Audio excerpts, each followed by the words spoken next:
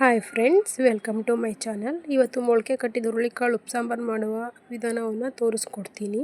ಮೊಳಕೆ ಕಟ್ಟಿದ ಕಾಳನ್ನು ಸ್ವಲ್ಪ ತೊಳ್ಕೊಬೇಕು. ತೊಳ್ಕೊಂಡು ಕುಕ್ಕರ್ಗೆ ಮೊಳಕೆ ಕಾಳು, 5 ಹಸಿಮೆಣಸಿನ್ಕಾಯಿ, 2 ಟೊಮೊಟೊ ಮತ್ತು ನೀರು, ಉಪ್ಪು ಹಾಕಿ 3 ವಿಷಲ್ ಬರೋವರೆಗೂ ಕೂಗಿಸ್ಕೋಬೇಕು. ಅದು ಕಾಳು ಸ್ವಲ್ಪ ಸಿಪ್ಪೆ ಬಿಡೋ ಥರ ಇದಾಗಬೇಕು.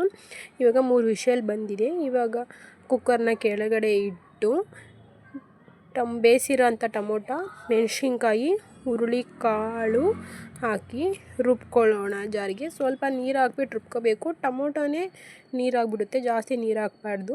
ನೆಕ್ಸ್ಟು ನೀರು ಸಪ್ರೇಟು ಮತ್ತು ಕಾಳು ಸಪ್ರೇಟು ಮಾಡ್ಕೊಳ್ಳೋಣ.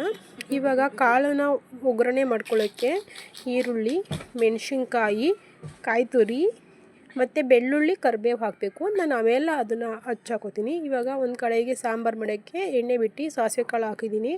ಸಾಸಿವೆ ಕಾಳು ಪಟಪಟ ಚಟಪಟ ಅಂತ ಸಿಡಿದ್ಮೇಲೆ ಬೆಳ್ಳುಳ್ಳಿ ಹಾಕಬೇಕು.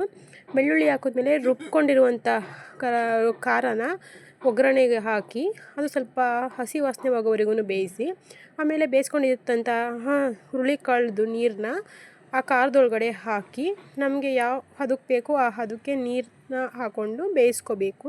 ಇವಾಗ ಒಂದು ಕಡೆ ಬಾಣಲೆ ಇಟ್ಟು ಎಣ್ಣೆ ಬಿಟ್ಟು ಸಾಸಿವೆ ಕಾಳು ಹಾಕಿದ್ದೀನಿ. ಅದು ಚಟಪಟ ಅಂತ ಸಿಡಿಯೋನಾಗ ಬೆಳ್ಳುಳ್ಳಿ, ಕರಿಬೇವು, ಹಸಿಮೆಣಸಿನ್ಕಾಯಿ, ಈರುಳ್ಳಿ ಸ್ವಲ್ಪ ಕೆಂಪು ಬಣ್ಣ ಬರೋವರೆಗೂ ಫ್ರೈ ಮಾಡ್ಕೋಬೇಕು. ಅದು ಫುಲ್ ಸ್ವಲ್ಪ ಕಂದು ಬಣ್ಣ ಬಂದಮೇಲೆ ಬೇಯಿಸಿಟ್ಕೊಂಡಿರುವಂಥ ಹುರುಳಿಕಾಳನ್ನ ಹಾಕಬೇಕು. ಹುರುಳಿಕಾಳನ್ನ ಹಾಕಿ ಅದನ್ನು ಸ್ವಲ್ಪ ಹಂಗೆ ಫ್ರೈ ಮಾಡಬೇಕು.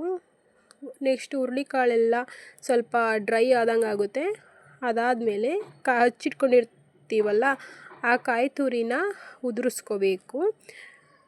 ಈ ಥರ ಮಾಡೋದ್ರಿಂದ ಟೇಸ್ಟಿಯಾಗಿರುತ್ತೆ, ತುಂಬ ಹುಳಿಯಾಗಿ ಚೆನ್ನಾಗಿರುತ್ತೆ. ಮತ್ತು ಈ ಬ್ಯಾಚುಲರ್ಸ್ ಹುಡುಗರಿಗೆಲ್ಲ ಈಸಿಯಾಗಿ ಮಾಡ್ಕೋಬೋದು. ಹುರುಳಿಕಾಳು ಉಪ್ಪು ಸಾಂಬಾರನ್ನ ತುಂಬ ಟೇಸ್ಟಿಯಾಗಿ ಬರುತ್ತೆ. ಒಂದು ಸಲ ಟ್ರೈ ಮಾಡಿ, ನೀವು ಚೆನ್ನಾಗಿರುತ್ತೆ. ಮತ್ತು ನನ್ನ ವಿಡಿಯೋ ನೋಡಿ ಲೈಕ್ ಮಾಡಿ, ಕಮೆಂಟ್ ಮಾಡಿ, ಸಬ್ಸ್ಕ್ರೈಬ್ ಮಾಡಿ ಪ್ಲೀಸ್ ಫ್ರೆಂಡ್ಸ್. ಇವಾಗ ಸಾಂಬಾರೆಲ್ಲ ರೆಡಿಯಾಗಿದೆ. ರಾಗಿ ಮುದ್ದೆ ಜೊತೆಗೆ ಹುರುಳಿಕಾಳು ಉಪ್ಪು ಸಾಂಬಾರು ಪಲ್ಯ ಹಾಕ್ಕೊಂಡು ತಿಂತಿದ್ರೆ ಸವಿರುಚಿ, ತುಂಬ ಟೇಸ್ಟ್ ಚೆನ್ನಾಗಿರುತ್ತೆ. ನೀವು ಇದನ್ನು ಟ್ರೈ ಮಾಡಿ ನೋಡಿ, ಕಮೆಂಟ್ಸ್ ಮಾಡಿ.